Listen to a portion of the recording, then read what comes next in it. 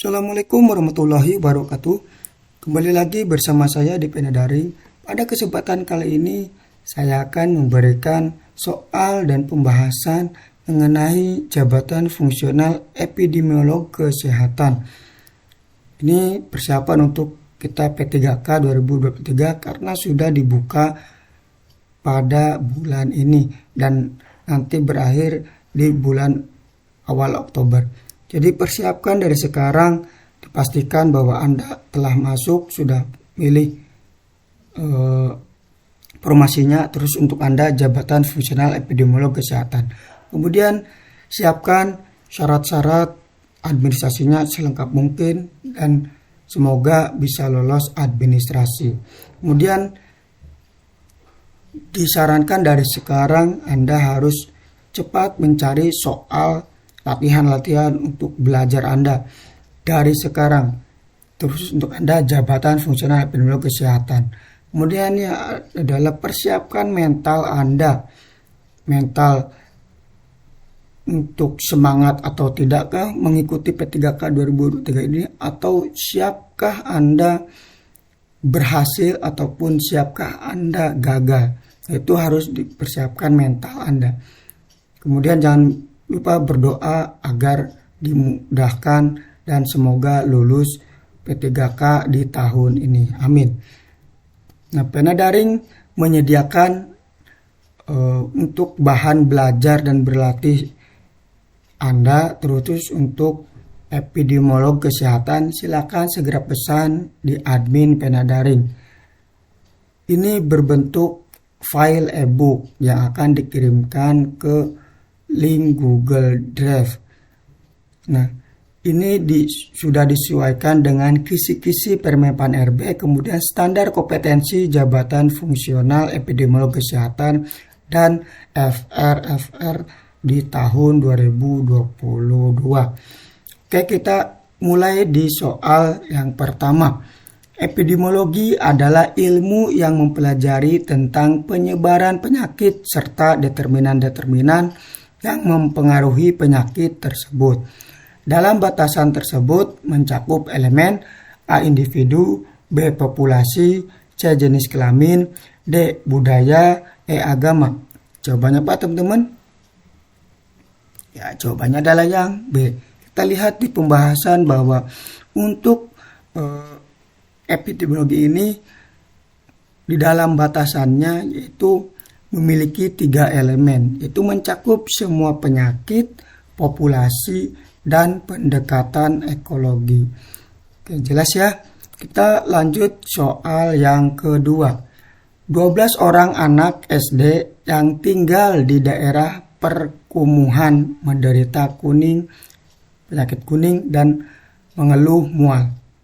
Menurut dokter puskesmas di desa lain kecenderungan itu tidak ada. Tindakan pencegahan apa yang dilakukan? A. Pengobatan massal, B. Penelitian epidemiologi, C. Sekolah diliburkan, D. Lapor ke dinas kesehatan setempat, E. 12 anak SD yang sakit diisolasi. Jawabannya apa teman-teman? Ya, jawabannya adalah yang B. Ini untuk option yang lainnya lebih ke solusi jangka yang setelah prioritas utama itu dilakukan, dan yang paling tepat adalah prioritas pertama penelitian epidemiologi, karena di sini harus diteliti bahwa apa penyebab dari menderita penyakit kuning dan mengeluh mual.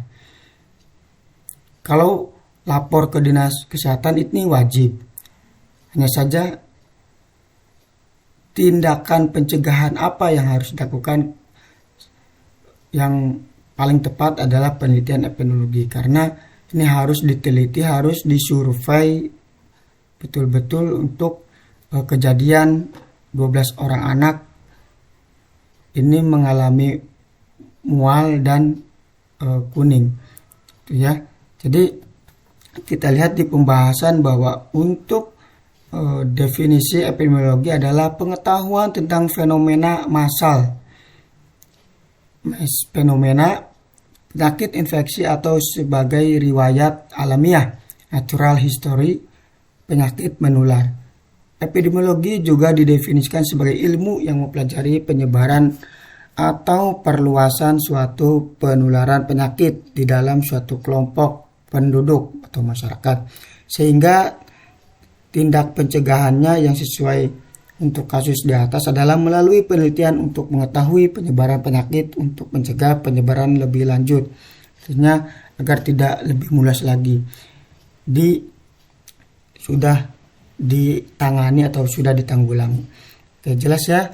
Kita lanjut soal yang ketiga. Pada suatu penelitian mengenai hipertensi pada 1.000 orang lansia, terdapat 500 orang dengan hipertensi. Ternyata 210 diantaranya baru mengetahui bahwa mereka mengidap hipertensi dan dianggap kasus baru. Pernyataan tersebut dikenal A. Insiden, B. Prevalensi, C. P-value, D. Subpopulasi, E. Sampel inklusi. Jawabannya apa teman-teman? Ya, jawabannya adalah yang A. Insiden. Kita lihat lebih jelasnya di pembahasan bahwa untuk kasus insiden ini adalah gambaran tentang frekuensi penderita baru suatu penyakit yang ditemukan pada suatu waktu tertentu di satu kelompok masyarakat. Dan prevalensi adalah angka kejadian penyakit pada suatu populasi tertentu dalam jangka waktu tertentu. P-value adalah tingkat keberartian terkecil, sehingga nilai suatu uji statistik yang sedang diamati masih berarti. Subpopulasi adalah sebagian atau satu fraksi dari suatu populasi, dan bagian ini dapat mempertahankan atau melangsungkan sifat genetiknya walaupun ada perbedaan antara subpopulasi, tetapi perbedaan ini pun bersifat turun. Sampel inklusi adalah kriteria yang digunakan untuk menjamin bahwa subjek yang akan dijadikan sampel memenuhi kriteria teoritis dari sebuah penelitian. Jadi pada kasus ini yang kita lihat bahwa clue-nya adalah dianggap kasus baru. Nah, ini mereka mengidap hipertensi dan dianggap kasus baru. Nah, ini dikatakan insiden. Di clue pada soal nomor 3 adalah kasus baru. Oke, jelas ya. Nah, itu sepil saja yang dapat saya sampaikan di video kali ini. Segera pesan untuk Anda yang ingin berlatih soal-soal dari sekarang, segera pesan ke admin Pena Daring. Ini berbentuk file e-book ya. Oke, saya cukupkan untuk pembahasan soalnya. Kurang lebihnya mohon maaf. Wassalamualaikum warahmatullahi wabarakatuh.